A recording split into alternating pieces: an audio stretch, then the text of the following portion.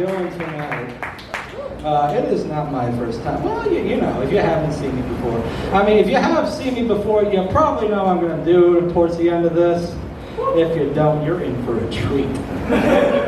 All right, so I always like to bring a little bit, Sprite. It's my liquid courage because, I'm kind of a Sprite whore. I really like Sprite. But, I thought I'd make the healthy choice, go with 0 sugar, I mean, we all know that soda is basically poison, but, at least it's a healthy poison. All right, but I was at, Qdoba here today because, I wanted to get some Mexican food, treat myself. And I was standing in line. Now, here's the thing about me. I, loathe false advertisement.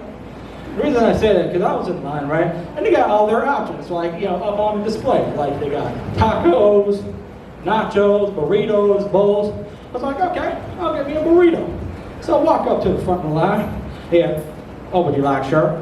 And I go, a burrito, please. It's like, we don't do burritos. I'm like, yes, you do. It's right there. It says burrito, plain as day. I was like, well, we don't do the burritos, we're just doing the bowls, but we can give you the tortilla.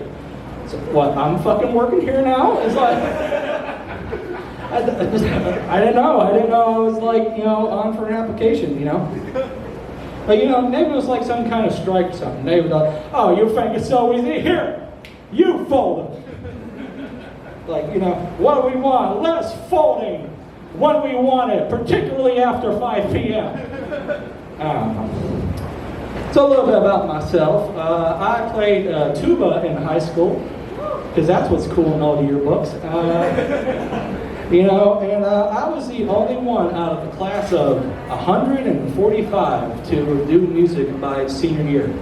That was the only one that graduated in music. And to me, that's funny because it didn't matter where I sat in the lunchroom, it automatically became the tuba table.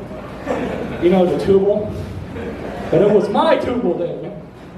My tubal. And it was funny because, the average popular kids, they see me come, ah! They just fun. They flee in terror. Yeah. Let's see, what else? Oh yeah, I was on OnlyFans the other day, and we're all adults here, I'll tell you. But I was on there the other day, and y'all remember that whole debacle that happened with OnlyFans on CNN? They came out one day and was like, hey,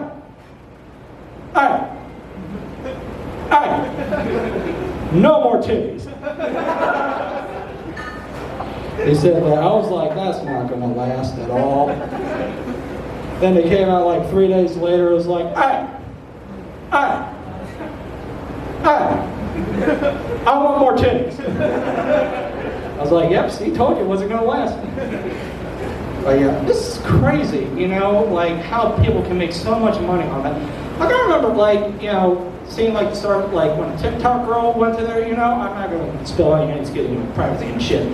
But I remember seeing her start off, and then 5 days later, I checked the profile that she started. She had made $10,000 in tips alone. That is not a lie. $10,000, that's just tips, ladies and gentlemen. Let's average what a tip is. It's 10 to 20% of whatever the fuck you just ordered.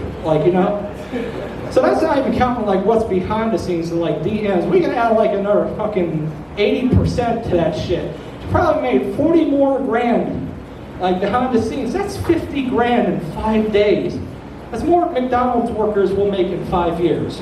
Tax free. It's just crazy. It shows you the true power of the Sims, ladies. That's what we want. All right. Now let's see. What else besides Qdoba and OnlyFans? Oh yeah, creme brulee. Fuck creme brulee. It's like a food. I don't get, fat guy complaining about food. Ooh. But it's supposed to be this fancy food, right? It's cream, sugar, and eggs. That's it. Yet somehow it's worth $200. It's burnt pudding.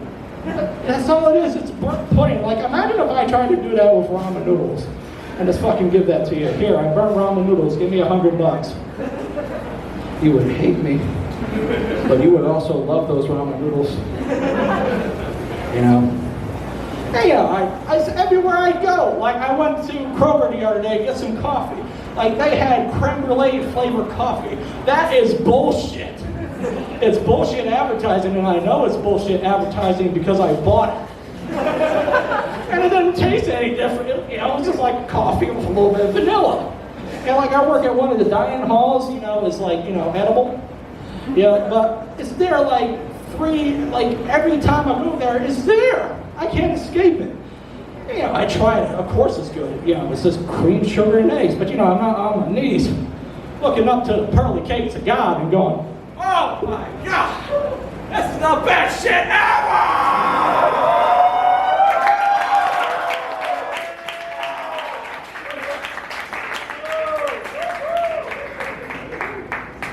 So yeah, creme brulee. Yeah, we're not done yet, folks. We still got like 5 more minutes. You have the right to remain uncomfortable, bitch. Yeah. I got one more thing for y'all. It's October 6th, and it's time for a Christmas story, ladies and gentlemen. So yeah, this happened on Christmas Eve, 2018. And you know, a little bit of thing about me is I love Christmas. I love the holidays. So, you know, I'm just going to bed, you know.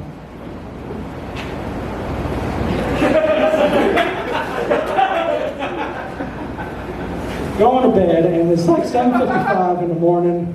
Like, I'm thinking I'm going to wake up nice, and then here's my little brother coming in and saying, Kainen, oh, Kainen, my balls are hurting so bad. You gotta come look at my balls. Not a good morning, not a Merry Christmas, just, look at my balls, I need to see my balls, I need to look forward. It's like, okay, this is how we're starting off my day, okay. So, you know, I'm going in, and like, you know, 5 minutes later, I'm staring at my 16-year-old brother's penis. But you know, all joking aside, like something was clearly wrong. Like one of the danglies was like, it was stuck. There was no danglage at all. And it was like swollen, so we took him to the hospital.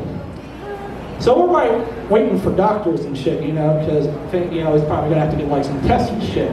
But he's just like laying there, you know, he's like writhing in pain because, you know, it's just like swelling. It's like this just swelling pain that won't go away. I'm like, I'm getting kind of pissed off. I'm like, where the fuck are the doctors? So I'm walking out. I see it like there's a nurse at the desk, so I go up to the nurse. And like, but right before I say anything, I look to my right, and I see a little girl on a hospital bed. This is all true. Like she's like, looks like she's got tubes, and like people around her, they're looking at me like I'm making a scene. So now, here's this question. Do I save the product or the factory? So I walked back to my brother's room. But we did get a doctor. They came in and was like, okay, so I'm not a doctor, but here's what they described it to me. They called it a testicular torsion. And you know what that is, so you got the dangly, right? You got the dangly. It's got a little tube. And like, and it's also common to males 18 to 25, so hey, a little medical knowledge for you. So yeah, there's a dangly and tube, and if you sleep on it wrong, it can turn over on itself and get knotted. So yeah, not fun at all. So we had to like drive. They had to transfer us to like Richmond to go to VCU, which is like a 40-minute drive from where we were. That was funny. It's like, oh God, Kainen, my balls, I'm gonna die. No, you're not gonna die. Future generations of you might die, but you're not gonna die. But we get there, and like, so we got them to surgery, we got them all patched up, you know. So we're driving home. So like that, we've been there the whole day. Christmas Eve, my brother, he hadn't eaten at all because, you know, surgery, stomach contents and shit. Like, fuck with surgery. So we're describing how I'm driving, and like we're asking him, like my mom was there as well, and we just asked him, hey, what do you want when you get home? What do you want to eat? It's like, I don't know, man. I'm just so hungry. And it's like at this moment, I remembered in my little compartment right here, I happened to have a bag of spiced almonds that a friend of the family sold for like $5. So I turned to him and was like, well, if you're hungry, you know, got some nuts. That's my time. Stay safe.